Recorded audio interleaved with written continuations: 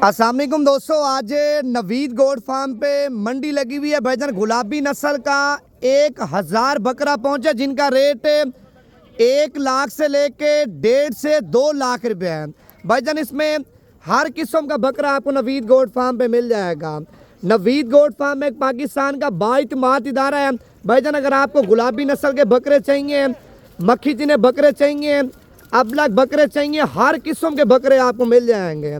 Location हमारी डेरा गाजी खान है। बाकी कार्गो नहीं करते, माल लेना है भाईजान। आप आज रात को निकले, कल तक पहुँचे। जितने बकरे आप उठाना चाह रहे हैं ना, नवीद गोट फार्म पे आपको मिल जाएंगे। पूरे पाकिस्तान की मंडियाँ चेक करें, जितने भी पाकिस्तान में फार्मर हैं आप उनके रेट जाके चेक करें। ऐसा रेट और ऐसे बकरे और इतने खूबसूरत बकरे भाईजान किसी के पास नहीं होंगे। कुर्बानी करनी है ना, कुर्बानी दिल की होती है। बाकी बकरे आप चेक कर लें, आपके सामने माशाल्लाह कितने खूबसूरत बकरे हैं।